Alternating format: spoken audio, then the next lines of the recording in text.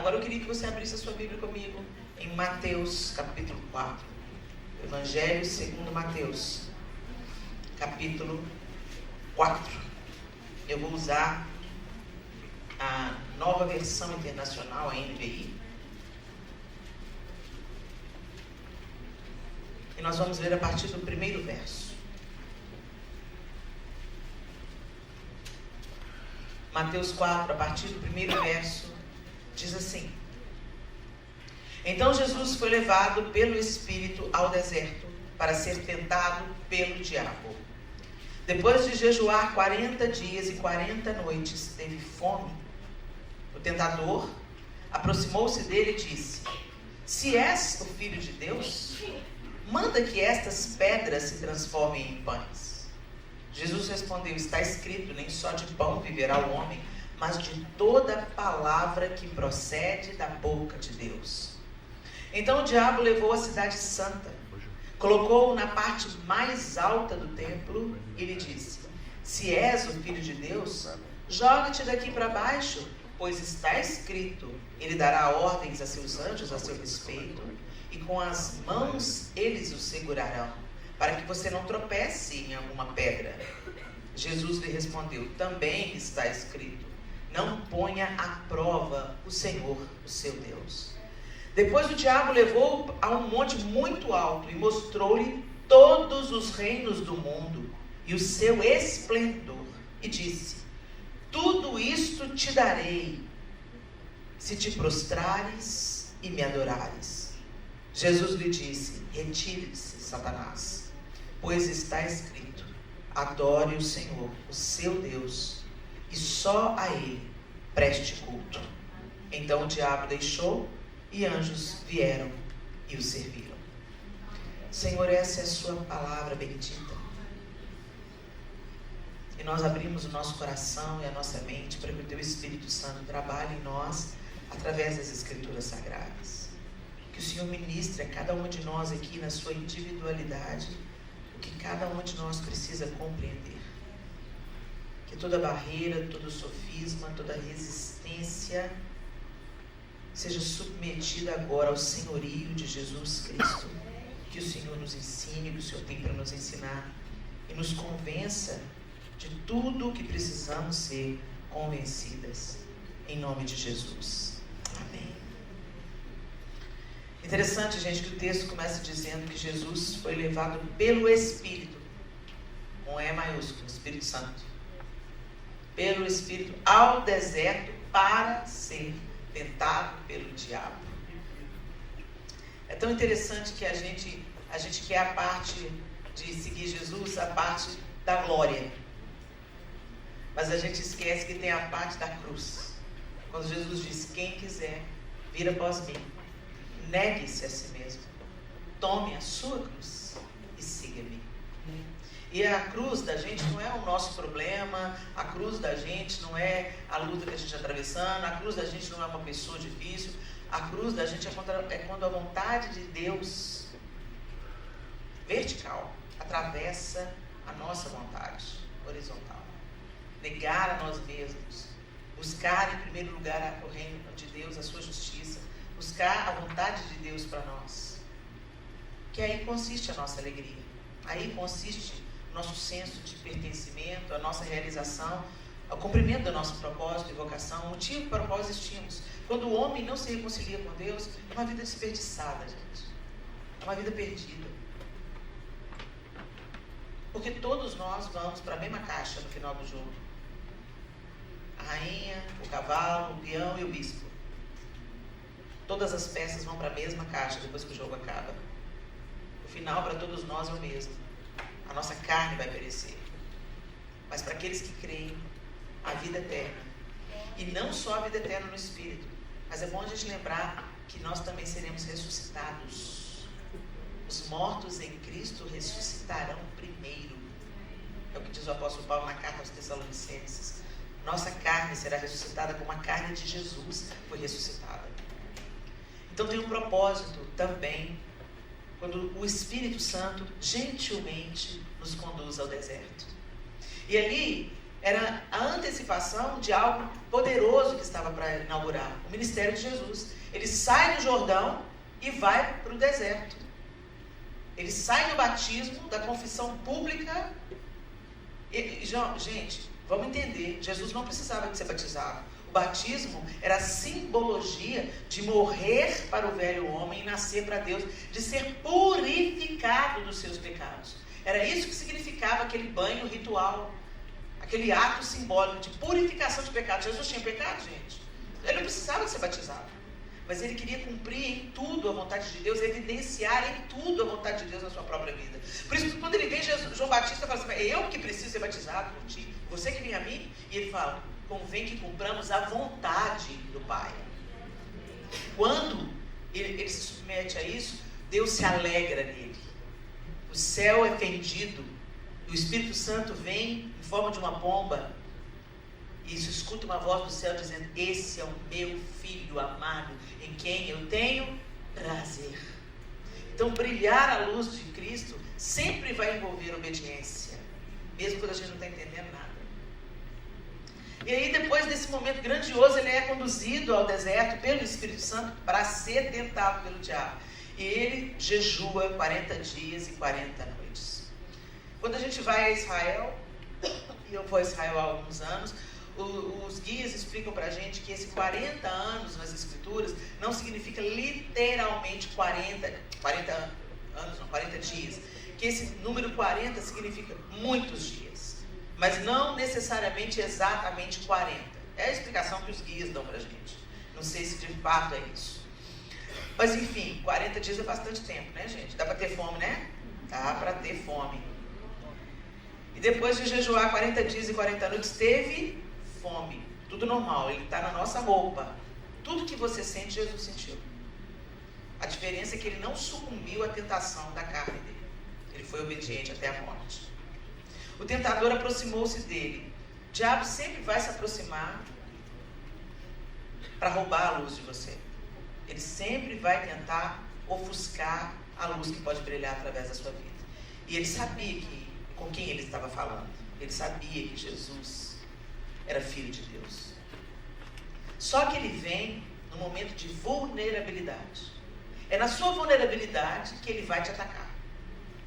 O diabo é um inimigo tão baixo que tem algumas regras na luta, né?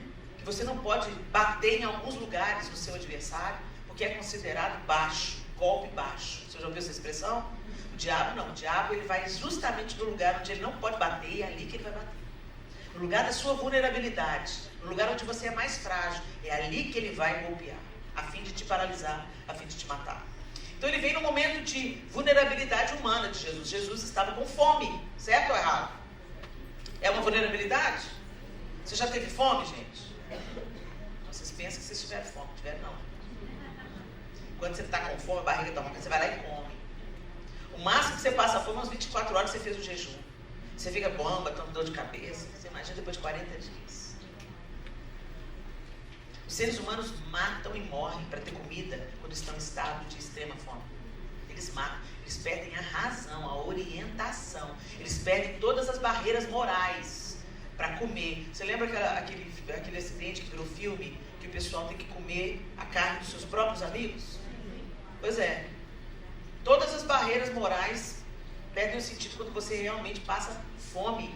É questão de sobrevivência, é um instinto de sobrevivência. A gente não sabe o que é isso, não. No Ocidente a gente não sabe o que é isso. Mas Jesus estava com fome. E aí o tentador aproximou-se dele e disse: se és o filho de Deus, manda que essas pedras se transformem em pães. Algo que vai tentar roubar aquilo que Deus quer brilhar em você.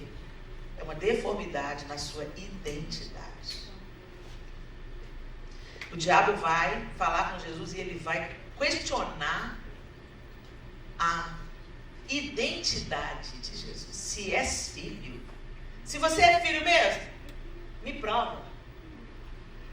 Gente, quando a gente tem uma fraqueza na nossa identidade, a gente sempre está tentando provar alguma coisa para alguém. Quando a sua identidade não está formada na sua filiação em Deus. O primeiro processo que acontece quando a luz de Deus incide sobre nós é curar a nossa identidade. Nós então entendemos que agora não somos mais criaturas. Nós agora pertencemos a Deus. Somos feitas filhas de Deus. Nós temos um pai, nós temos uma identidade, nós temos algo que nos reconecta. A quem pertencemos, a gente não está avulso aí, a gente não está solto aí. Somos feitas filhas de Deus. Lá em Romanos 8, 15 e 17, o texto diz assim: pois vocês não receberam um espírito que os escravize para novamente temerem, mas receberam o espírito que os torna filhos por adoção, por meio do qual clamamos, Abba, Pai. O próprio Espírito testemunha ao nosso espírito que somos filhos de Deus. Se somos filhos, então somos herdeiros, herdeiros de Deus e co-herdeiros com Cristo, se de fato participamos dos seus sofrimentos, para que também participemos da sua glória. Essa parte aí a gente não quer, não. A gente só quer ser filho de Deus na hora que a gente é coberto de glória. Mas o texto do apóstolo Paulo está dizendo: se de fato participamos dos seus sofrimentos, para que também participemos da sua glória. Para nós também vai ter deserto, para nós também vai ter jejum, para nós também vai ter falta, para nós também vai ter cruz. E foi porque Jesus se submeteu a todo esse processo que Deus o exaltou soberanamente e lhe deu um nome que é sobre todo nome, diante do qual todo joelho vai se dobrar. É o que a Bíblia diz. Mas como é que está a nossa identidade então? Será que nós fomos? Será que essa luz brilhou na nossa identidade? Você sabe que você é filha. E é fácil a gente dizer, eu sou filha. É fácil a gente proclamar isso com as nossas canções. É fácil a gente carregar camisetas estampadas com isso, sou filha de Deus. É fácil a gente proclamar isso. Eu estou dizendo isso curou a sua identidade. Você age como filha, você anda como filha, você pensa como filha, você pensa como herdeira. Você sabe quem você é? Ou você está tentando provar para as pessoas?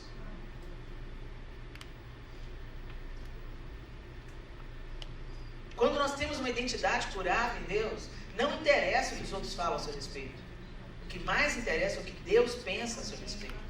O que a palavra de Deus diz a nosso respeito. Eu sou o que a Bíblia diz que eu sou. Eu tenho o que a Bíblia diz que eu tenho. Eu posso o que a Bíblia diz que eu posso. A nossa identidade muitas vezes está capenga. Você acreditou em todas as mentiras que o diabo te contou através de uma figura de autoridade na sua vida. Através da sua mãe, através do seu pai, através às vezes do seu marido, da sua irmã mais velha, de uma professora proeminente na sua vida, uma pessoa que te impressionou, um líder. O diabo te limita, te engana e você fica vítima de uma ideia distorcida porque você não deixa Deus restaurar a sua identidade. E isso apaga o brilho que Deus quer fazer em você. Então você fica mendigando afeto.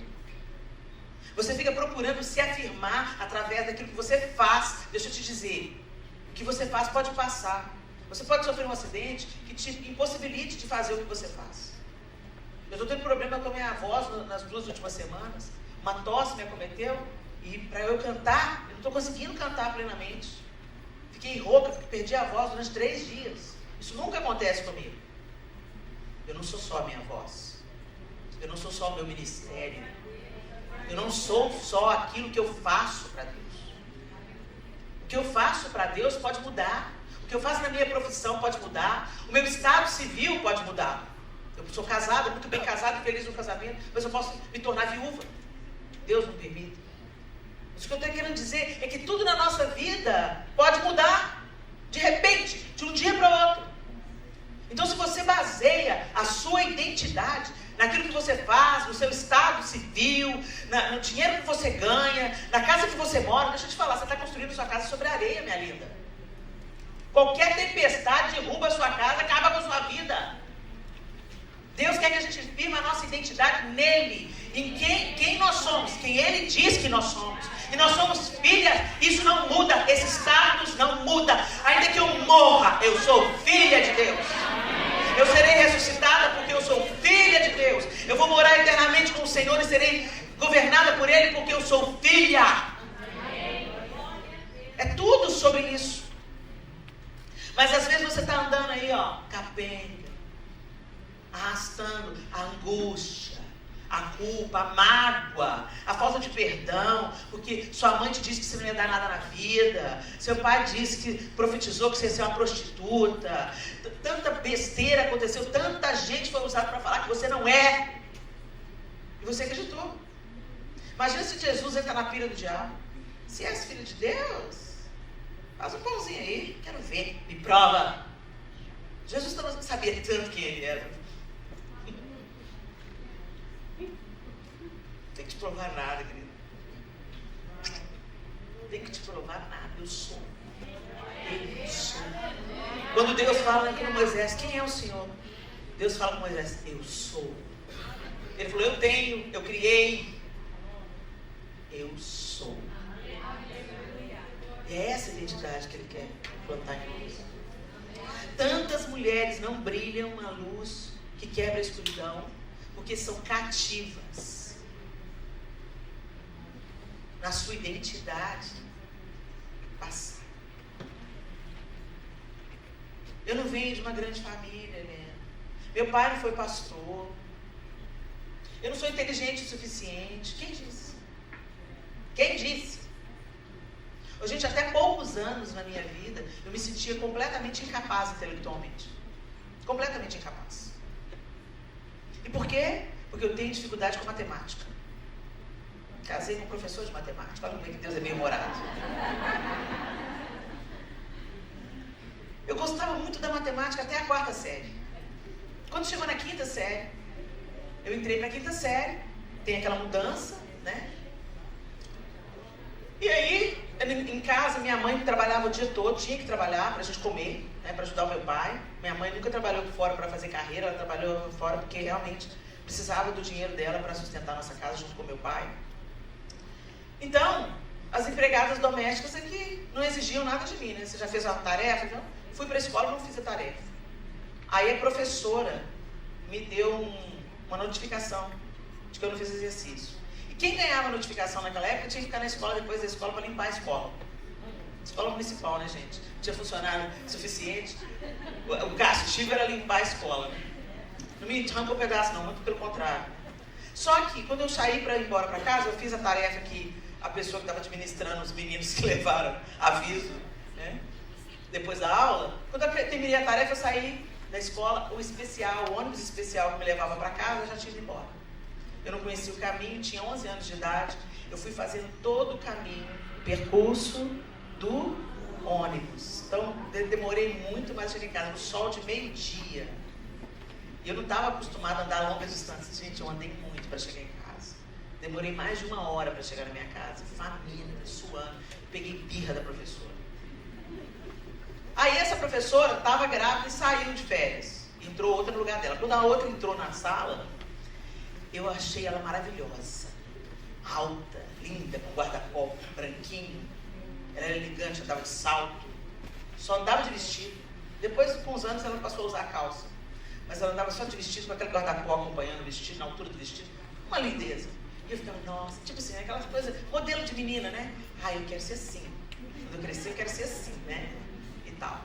Só que eu já estava estragada com a matemática. Tinha birra da matemática. Comecei a tirar notas muito baixas. E essa professora, ela fazia o quê? Ela selecionava as provas para entregar, para devolver os resultados, em ordem de resultados. Então, os piores alunos recebiam a prova primeiro e os melhores alunos recebiam as provas por último. Eu estava livre, 1, 2 e 3. Não dava para esconder, gente. Todo mundo da sala já sabia que os primeiros eram os últimos. E que os últimos eram os primeiros. Parece bíblico, mas não era. Aquilo derrubou a minha autoestima. Ela pregava as provas e falava assim, Helena, aí vinha assim, como se tivesse com nojo da prova. Vai fazer um colar, contanto zero que está ganhando. E a turma tinha essa reação. Humilhante. Isso foi me travando. 5ª série, bomba. Nota azul em tudo, boas notas em tudo. Matemática, reprovação. E você tinha que repetir tudo, gente. Esse negócio de fazer uma matéria só, dependência. Você tinha que repetir tudo. Aí, fiz a segunda, quinta série, ela não foi minha professora. Passei. Primeira, sexta série. Ana Lúcia entra na sala. Tomei bomba. Segunda, sexta série, Ana Lúcia não foi minha professora. Passei. Sétima série. Quando ela entrou na sala, eu falei, tomei bomba. Ela falou, Helena, você tá aí de novo? Tomei bomba. Ela me paralisava. Um dia ela me chamou no quarto, disse, Helena, vai no quarto. Eu fui tremendo. Aí eu fui fazer um exercício de matemática que começava com Z igual, abre chave. Me chama aí, João? Hã? Conjuntos numéricos. Fui fazer o conjunto numérico. Aí o Z igual, abri a chave. Quando eu abri a chave, ela... O que é, Helena? Nós vamos te voltar para o maternal? E toda a sala começou a rir. E eu não entendi o que tinha acontecido, o que eu tinha feito de errado. Eu mal tinha começado a fazer o exercício. Eu escrevi o Z espelhado. Até hoje eu tenho dificuldade com o Z. Tenho que pensar 2 vezes antes de fazer o Z. Não sou dislexa, mas tenho dificuldade com o Z. Gente, aquilo... Eu amaldiçoava. O dia que ela entrava na sala, eu falei, não acredito, essa mulher é minha professora de novo. Toda admiração virou medo. Virou tristeza, virou angústia, virou pânico. Me paralisou. Tomei bomba na 7ª série. Aí ela não foi mais minha professora, fui até o 3º ano. Quando eu cheguei no 3º ano do ensino médio, meu professor também não era bom, não. Aí, um dia eu estava apontando a lapiseira, ele virou para mim e falou assim, tá apontando por quê? Não vai conseguir fazer essa prova. Matemática. 3º ano do 2º grau, tomei recuperação. Passei em tudo, tomei recuperação em matemática. E eu falei, eu não vou passar, eu não vou passar, eu não vou passar, eu vou tomar bomba no último ano. Aí o João já namorava comigo, me deu aula particular. E ele explicava a matéria para mim, e ele disse, agora faz a questão. Ele não fazia questão. Eu não sei, eu não sei, eu não sei. E ele, você sabe, você acertou, tá certo. Eu choro. O sofisma estava tão fortalecido na minha identidade, na minha cabeça, eu não sou inteligente, eu não sou capaz, eu vou fracassar. Passei na recuperação. E a partir dali, eu comecei a ter dificuldade de encontrar uma vocação. Durante anos e anos, eu sonhava que eu estava voltando para a escola, porque alguma coisa não estava completa. Faltou alguma coisa. Gente, esse era um sonho recorrente. Eu acordava assustada, eu já madura, com o filho na escola, com todo mundo de ensino médio, e o povo ridicularizando que eu já era casada e na sala de aula, na carteira de uniforme. Era um sonho recorrente. Por quê? Porque eu acreditei na boca do diabo. Na palavra do diabo colocada na boca de uma pessoa que eu admirava e respeitava. Mesmo que seja uma pessoa de autoridade na sua vida, uma pessoa importante para você, ela não é Deus na sua vida. Não é ela que diz que pensamentos que tem a seu respeito. O Senhor diz, eu é que sei que pensamentos que tenho sobre vós, pensamentos de paz e não de mal, para te dar uma esperança e um futuro. Então, não sei o que aconteceu na sua vida não, mas em nome de Jesus, não entre na cantilena de Satanás. Você não tem que provar nada para ninguém. Você tem que saber quem você é em Deus e qual o plano que Ele tem para a sua vida. Durante muitos anos isso me aprisionou. Sempre quando tinha uma conversa sobre matemática, eu saía de perto. Deus me deu um professor de matemática como marido. Filho super capaz em matemática. Eu tenho um filho que é professor de matemática. A matemática sustentou a minha casa durante muito tempo. E Deus estava me dando sinais. Eu estou te curando. Eu estou te curando. O nome da professora que me marcou era Ana Lúcia. O nome do meu marido é João Lúcio. Deus é detalhista, cara. Deus está me inclinando e falando, eu é que sei que pensamento tem sobre você, Helena. Você não é incapaz. Não é o fato de você ter sido bloqueado na matemática, isso te torna incapaz. Minha querida, o que te bloqueou? O que está te bloqueando? Eu não posso, eu não sou capaz, eu não sou inteligente, eu sou burra, eu não falo bem. Ok, você não tem que ter todos os dons, não. Mas algum propósito você tem, e Deus já te deu o que você precisa no cumprimento do propósito dele. Para de olhar para o dom da outra, para de olhar para a mão da outra, para de olhar para aquilo que a outra está fazendo. Seja uma bênção você, com aquilo que Deus já deu na sua mão, aquilo que as pessoas reconhecem que você faz bem. Quando eu terminou o terceiro ano, eu fiz um teste vocacional. O teste vocacional deu oratória. Eu virei para... O que eu vou fazer com isso? Eu sou atriz. Sou cantora. Não, Helena, mas o seu top 1... As artes aparecem aqui no seu teste vocacional. Mas o top 1 aqui é oratória. O que eu vou fazer com isso? Helena, significa que quando você falar, as pessoas vão querer te ouvir. Eu falei, o que eu vou fazer com isso? Lutei contra isso. Busquei me realizar em outras coisas. Tudo que eu consegui foi frustração. A luz brilhou? Não. Gente, até a música, até quando eu canto, ela serve melhor quando eu estou ministrando a palavra. As pessoas começaram a me dizer isso. Helena, é diferente quando você canta, quando está pregando, do que quando você canta simplesmente fazendo um solo. Para de negar o que Deus quer que você faça. Para de negar sua identidade. Para de acreditar nas mentiras que o diabo contou sobre você, na boca do seu pai, na boca da sua mãe, na boca do seu marido, na boca do seu filho, na boca da pessoa importante na sua vida. As pessoas importantes da sua vida não são mais importantes do que o seu Criador. E ele diz, eu é que sei que pensamentos que tem. É de crucial importância, se a gente quer quebrar a escuridão, aceitarmos a nossa identidade em Deus, deixarmos que Ele cure a nossa identidade. E vivermos a nossa identidade. Eu sou filha, eu não tenho que provar nada para ninguém. Eu só tenho que fazer muito bem feito o que Deus me deu para fazer. Se é fazer unha, que eu seja a melhor manicure. Se é cuidar das pessoas, que eu cuide da melhor maneira. Se é para servir, preparar comida, que eu faça isso da melhor maneira. Se é para escrever livros, que eu escreva para a glória de Deus. Se é para ministrar as pessoas, que eu ministro para a glória de Deus. Não despreza o que Deus colocou na sua mão, porque é nesse lugar que Ele vai te usar com poder, com glória, e você vai sentir um contentamento que você não vai sentir em nenhum outro lugar na sua vida. Então para de tentar ser famosa aos olhos dos outros, para você ser aceita pelos outros, de acordo com aquilo que você desempenha. Não é o que você desempenha que os outros aprovam, é o que você desempenha e Deus aprova. Jesus sabia disso. E Ele diz, nem só de pão viverá o homem, mas de toda palavra que procede da boca de Deus. Você não vive apenas do que... Você não vive do que os outros te dizem. A palavra que procede da boca de Deus sobre o seu respeito. Você não tem que provar nada para ninguém. Então o diabo levou a cidade santa, colocou-o na parte mais alta do templo e lhe disse, se és o filho de Deus, joga-te daqui para baixo, pois está escrito. Aí ele veio com a escritura. Satanás conhece a Bíblia mais que eu sei, tá? Por isso você precisa estudar. Você precisa ter a palavra dentro de você, porque senão Satanás vai te vencer usando até a palavra. Se você não discerne espiritualmente as coisas, Satanás às vezes vai usar um anjo.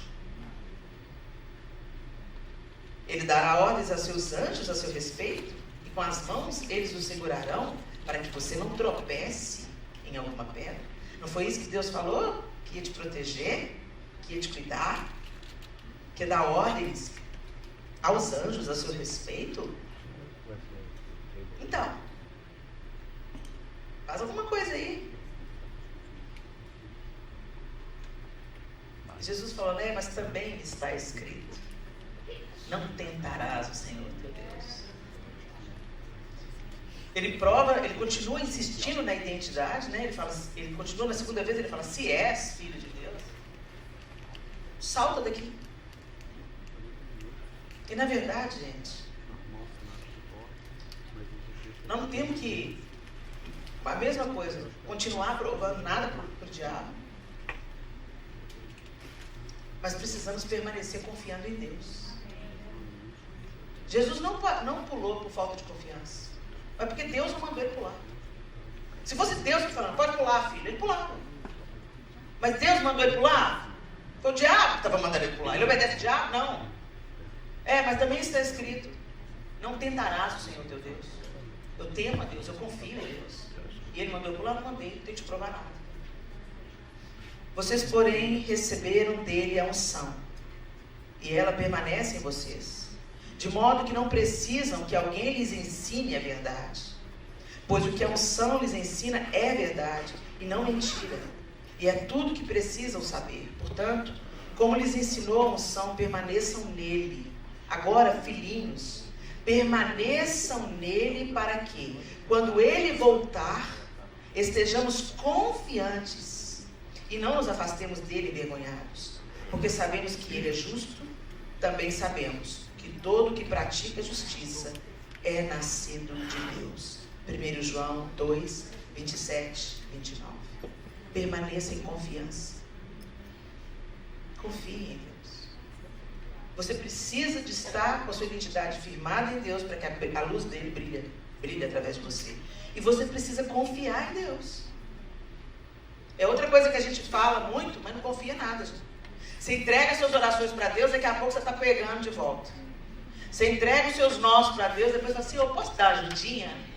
Senhor, posso dar uma sugestão? Ou Senhor, levanta o profeta lá para minha filha. Sabe como a gente fica dando sugestões para Deus? Confie. A fé é a confiança absoluta. E sem fé é impossível agradar a Deus. Se nós nos aproximamos de Deus, nós devemos nos aproximar crendo que Ele é Deus, que Ele pode todas as coisas, em confiança plena. Nós precisamos confiar que Ele nos salvou, que o fato de nós crermos em Jesus, recebermos o sacrifício da cruz, deixarmos sermos moldados pela confiança que as Escrituras Sagradas são a sua palavra bendita, é nessa confiança que nós vamos até o último dia, onde seremos aprovados por Ele. Eu me lembro que eu sonhei, há um tempo atrás, com um arrebatamento.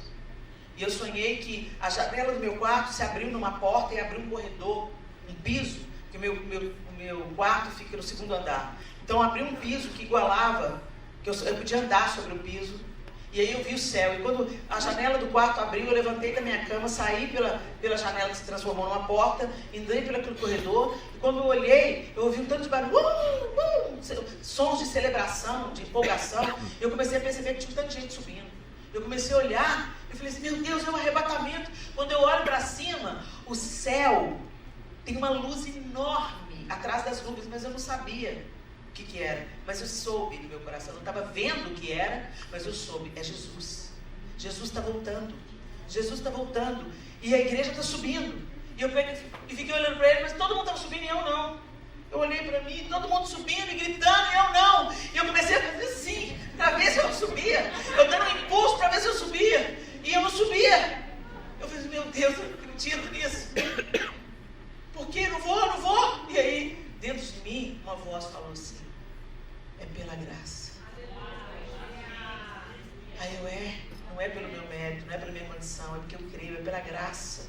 Eu comecei a flutuar. Subir a sensação, gente, indescritível. Eu comecei a olhar para as pessoas, eu comecei a gritar, aleluia, gritar uma empolgação. E eu olhei para trás, vi mais abaixo, se meu pai também subindo. Eu, pai, é Jesus, pai, é Jesus. E quando eu olhei para o céu, eu ia passar da nuvem. Quando eu ia passar da nuvem, eu veio o amado da minha alma, eu acordei. Mas eu acordei cheia de Deus. Eu acordei chorando, e eu falei, João, eu sonhei que Jesus estava voltando, João. Que delícia, irmão. Que delícia, que sensação indescritível. Por mais que eu tente descrever para vocês o que eu senti, não dá para descrever. Uma alegria plena. A satisfação de ver acontecendo o que eu sempre esperei. Que delícia. Eu não me preocupei com mais nada. No sonho eu não estava preocupado com quem estava ficando, com quem estava indo. Eu ia ver o amado da minha alma. Que delícia. A gente tem que caminhar em confiança. Confiança que vai chegar a esse grande dia. Confiança em que as lágrimas, todas as lágrimas, vão ser enxutas dos nossos olhos. Confiança de que a vida que a gente está vivendo aqui agora é só o aperfeiçoamento para aquele que está para se manifestar. Confiança de que Deus é fiel para cumprir a sua palavra. E que ainda que eu esteja na sepultura, de lá eu vou ouvir a voz dele dizendo, erguei, vem para fora. Ainda que minha matéria tenha se tornado pó, foi do pó que ele criou o homem. E do pó serei criada novamente. Os mortos em Cristo ressuscitarão primeiro. É o que Tessalonicenses diz. E vão se encontrar com Jesus nos ares. Depois os que estiverem vivos Gente, é poderoso demais. Mas a gente coloca a nossa confiança no aqui, no agora, nas nossas posses, nas nossas possibilidades, nos nossos dons, nos nossos talentos. A nossa confiança não está em Deus. A nossa obediência não é para Ele. Nós nos submetemos ao Deus desse século, mas não nos submetemos àquilo que Deus mandou a gente fazer. Jesus não. Jesus sabia que não tinha que provar nada, porque a identidade dele estava firmada em Deus. E ele sabia que Deus era fiel para sustentá-lo, mas que ele não ia tentar Deus, porque Deus não tinha ordenado, não tinha chegado o momento. Nós precisamos de caminhar nessa confiança. E finalmente, Satanás leva Jesus ao lugar mais alto do templo. E ele mostra todos os reinos do mundo. E ele não falou nessa hora, ele não falou mais sobre identidade. Ele tenta Jesus, para Jesus querer possuir mais. Tudo isso te darei, se te prostrares e me adorares. Ele tenta uma barganha, uma proposta de poder. No outro evangelho, acho que é Lucas, ele fala: tudo isso te darei, porque tudo isso me foi entregue. Ou seja, o mundo hoje pertence a Satanás. Pertence. Fala: eu te darei isso tudo, se você prostrar e me adorar. É muito simples, é só você se ajoelhar. É só você se dobrar diante de mim. Você vai ter tudo que você quer. Insistente ele, né? O mundo está entregue a Satanás por concessão, não pertence a ele. Está entregue a Satanás porque Deus está permitindo. Porque na hora que o Senhor falar chega, chega. Ele é o soberano, Ele é o Criador, Ele é o legítimo proprietário. Ele não é o ocupador da terra, Ele é o dono. Mas Satanás se sente dono. E ele tem poder, e ele oferece para você algumas coisas. Será que nós estamos nosso brilho está sendo opaco por causa daquilo que a gente tem negociado com Satanás? Vocês vieram para uma terra onde Mamon é o Deus. Nós nos acomodamos aos confortos dessa terra. Estou dizendo que é pecaminoso você ter conforto, ter uma vida boa. Mas eu tenho que te alertar, isso te aleja espiritualmente. Porque quando você tem tudo, você acha que você não precisa de nada. Você não sente falta de nada. Muitos de nós só nos lembramos de Deus quando estamos numa cama doente, impossibilitada de trabalhar. Você, se não trabalha, não ganha. Aqueles que eram seus amigos te abandonam. Ou você tem um diagnóstico de morte terminal. Né? Olha, não tem jeito. Você pode ter o dinheiro que você tiver. O dinheiro do Steve Jobs não pode fazer nada por ele. Essa é a real, gente. Seu dinheiro também é temporário. Os bens dessa terra, o conforto que você tem, pode ser tirado de uma hora para outra. E aí, vai ficar o quê? Quem você vai ser sem dinheiro? Quem você vai ser sem amigos? Quem você vai ser sem a sua profissão, sem o poder, sem o seu diploma? Gente, até o conhecimento, de uma certa forma, pode ser tirado. Você bate a cabeça, perde a memória. A gente se envaidece por causa de quê? A gente é dono de quê? Mas Satanás continua financiando projetos de poder. Você não tem tempo para Deus, não tem tempo para os seus devocionais, mas está se matando de trabalhar. Mas quando estiver no leito, é de Deus que você vai lembrar. É a Ele que você vai pedir misericórdia? Que não seja assim, minhas irmãs. Que o brilho de Jesus nos livre de nós nos tornarmos escravas de Satanás através do nosso conforto material. Os reinos desse mundo vão queimar. As nações serão abaladas. E você vai estar como nesse dia, se você estiver viva? Você vai estar junto com os desesperados, querendo fazer bunkers, estocar comida? Ou você vai estar se alegrando no Senhor porque a profecia está se cumprindo e você sabe de que lado você está? Você sabe a quem você pertence. Você sabe em quem você tem crido. A dor, a falta vai tirar óleo de você e vem avivamento para a igreja, gente, não é por um caminho fácil, não. Não se iluda. A igreja primitiva cresceu sendo lançada na arena, sendo comida de leão. sendo feita pelo Império Romano, tocha para iluminar a rua. Punha fogo no corpo do cristão para ele iluminar a rua. E é nesse contexto que o avivamento veio, a igreja cresceu e chegou até nós no século XXI. Eu sou pós-tribulacionista. Não acho que justamente nessa geraçãozinha mimimi, mimada que nós somos, Deus vai nos livrar. Ele moeu seu próprio filho, cada um dos discípulos foi moído. Lá em Mateus deixa claro, depois da grande tribulação daqueles dias, o sol escurecerá, a lua não dará a sua claridade, então surgirá no céu o Filho do Homem. A teoria do arrebatamento secreto da igreja, ela é muito recente, ela vem de 1800 e pouco. Eu creio que a igreja vai ser arrebatada, mas eu creio que a igreja vai ser arrebatada à vista de todos, e depois de uma grande tribulação. Quem vai passar pela tribulação? Quem perseverar até o fim receberá a coroa. Vocês estão entendendo? Então a gente tem que estar cheio de Deus. A luz de Cristo tem que incidir em nós de tal maneira, minhas irmãs, que nós não sejamos escravos de nenhuma proposta de Satanás. Ah, não vai hoje não na igreja não. Faz mais a graninha. Fica mais 1 hora no trabalho. Deus é leal para nos sustentar. Você acha que os bunkers vão livrar os milionários da ira de Deus? Vocês acham? A nossa confiança está em Deus. A nossa riqueza está em Deus.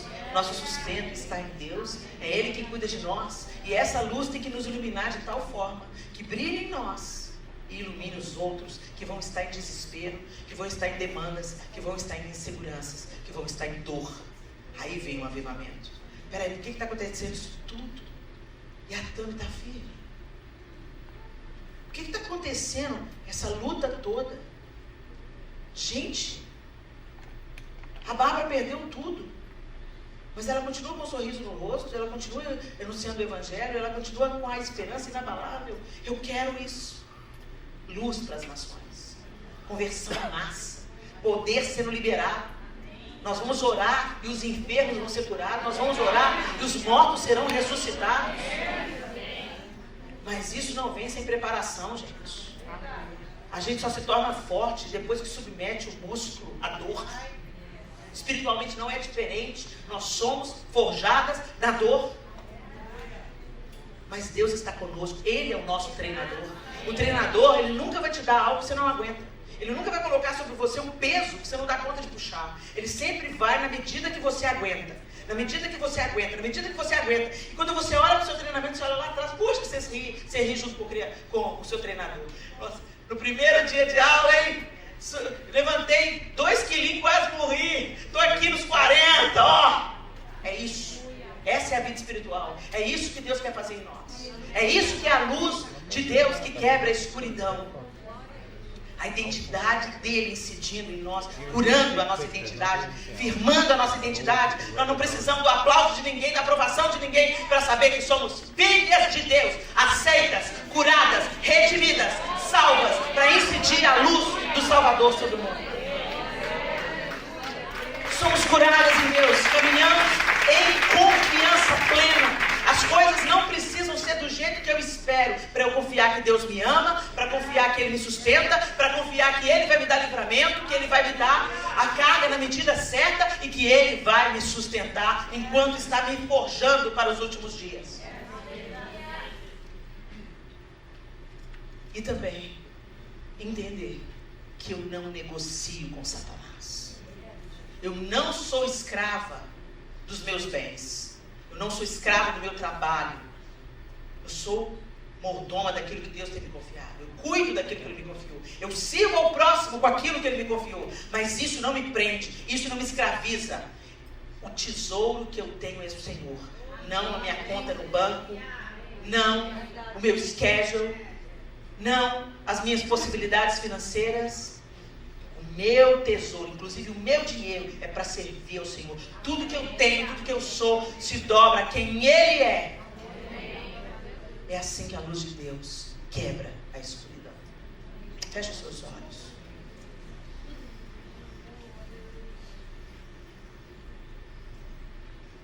Você é filha. Filha de Deus. coerdeira com Cristo. Não viva aquém disso. Talvez os sinais e maravilhas não se operem em nós como operaram em Jesus e nos discípulos, porque nós estamos apegadas a tantas coisas ainda, tão meninas ainda, tão infantis, tão donas dos brinquedos. O Senhor não vem buscar uma noiva menina, Ele vem buscar uma noiva pronta, madura. E Ele vai trabalhar para esse amadurecimento, não se engana. A pergunta é, você vai querer ir ou não? Você é noiva ou não? Você está disposta ou não?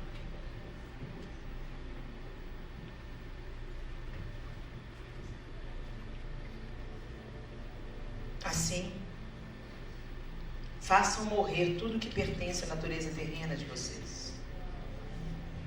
Imoralidade sexual, impureza, paixão, desejos maus e a ganância, que é idolatria.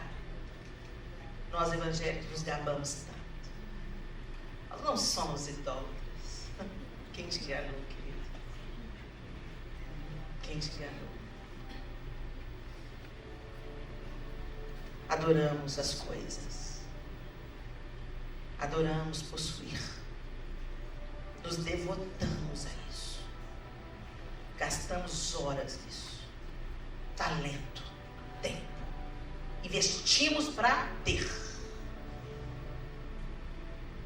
A ganância é idolatria. O que tem que ocupar os nossos desejos, as nossas aspirações, é mais dele. Mais dele. Mais de ti, Jesus.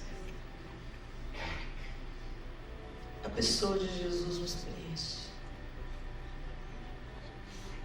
E se você não se enche dele, você vai ficar vazia. E se você ficar vazia, o diabo vem te propondo outras coisas para te encher. Uma roupinha nova, uma bolsa mais cara. Você merece mais. Trabalhe um pouco mais. Não, gastar tempo com seus filhos? Não, eles crescem, depois nem lembram de você.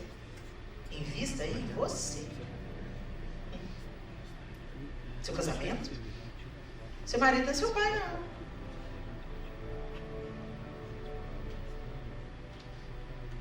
Gente, eu não estou dizendo que você não tem que trabalhar, se dedicar, servir ao próximo.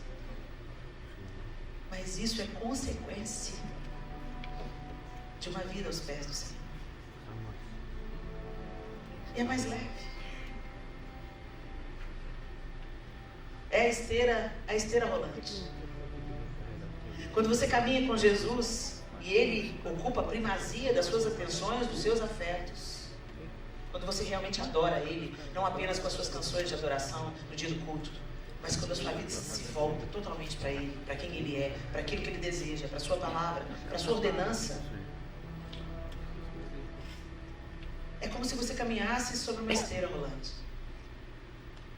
Você percorre a mesma distância, com menos tempo e menos esforço. A unção é isso. A unção te leva. Caminhar com Jesus é isso.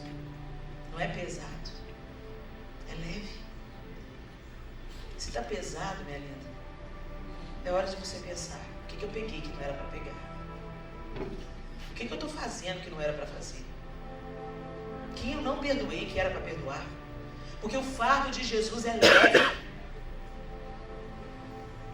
E Ele diz: vinde a mim, você que está cansada, sobrecarregada, vinde a minha pessoa.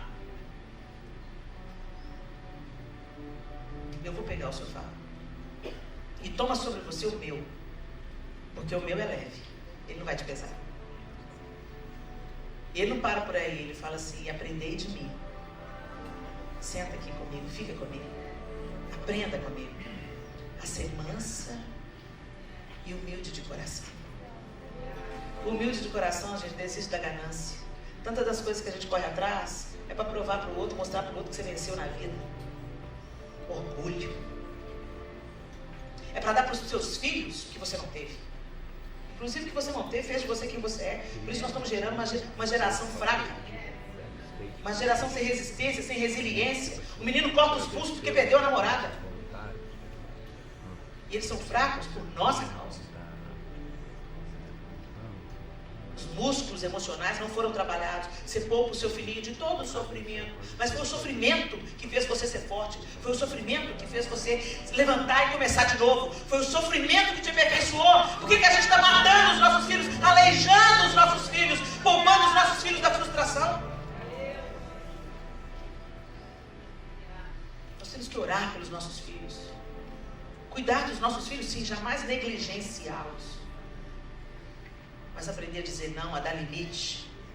Quando a frustração chegar, tentar mostrar para ele como que a gente pode aprender com isso, meu filho. Mamãe também passou por isso, meu filho. Fica firme aí, você vai conseguir vencer. O que nós estamos fazendo, meninas? Com a vida que Deus nos deu para viver? Não negocie com Satanás. Não sacrifique os seus filhos no altar de Mamon. Não sacrifique a si mesma no altar de Mamon. Desfrute das bênçãos que Deus tem para você. Mas não se torne refém delas. Tem uma canção que diz: me dê somente o que de imediato eu possa abandonar. Forte, né? Será que você pode abandonar hoje tudo que você tem para a glória de Deus? Talvez não. Mas o Senhor quer que a gente cresça nisso. Ele quer ir soltando as ataduras para que a gente não apenas caminhe na presença dele, mas a gente corra. Que a gente não seja manipulado por status, por poder, por dinheiro, por nada. Sejamos livres de fato. Jesus não tinha onde recostar a cabeça. Não tinha nenhuma túnica, uma capa. Não tinha bem nenhum. Ao mesmo tempo, ele é o mais rico de todos. Salomão não pediu riqueza, sabedoria. E Deus acrescentou riqueza. Deus tem bênçãos para nós? Tem. Ele é um pai amoroso, rico, dadivoso. Mas isso não pode nos prender. O que temos é para servir. Em bens, em recursos, em dons, em talentos, em tempo. O que temos está à disposição do Rei. É para a glória do Rei. É para abençoar pessoas. É para tocar a vida de pessoas. Que a gente viva essa liberdade, que a luz que vier da nossa vida, através dessa liberdade, de uma identidade curada, de uma confiança plena, e do fim de toda idolatria, toda cobiça, toda ganância. O nome do Senhor seja glorificado, a luz brilhe. O diabo olhe para você e fala: não tem onde eu prender. Depois de passar por isso, Jesus mais na frente diz: lá vem o príncipe desse mundo, e ele nada tem em mim. Nada. Será que nós vamos poder chegar nesse dia? De falar: lá vem o príncipe desse mundo, e ele nada tem em mim. Ah, Helene, só Jesus? Não, não. Sujeitai-vos a Deus, resisti ao diabo, e ele fugirá de vós. A luz dissipa as trevas. Dissipa as trevas.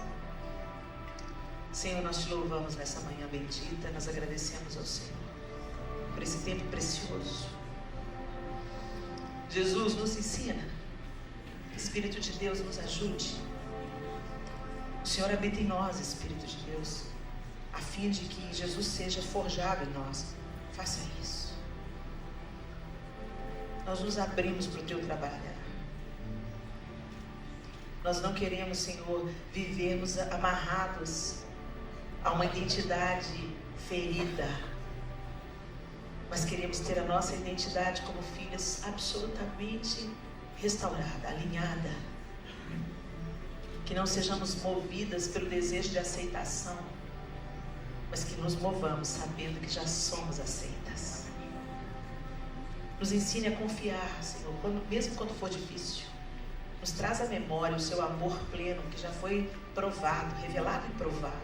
Nos traz à memória o que nos dá esperança, para que no dia que a incredulidade tentar rondar o nosso coração, que o Senhor nos fortaleça com a lembrança das evidências do teu amor pleno, perfeito, e da tua promessa, as que já se cumpriram e as que irão se cumprir.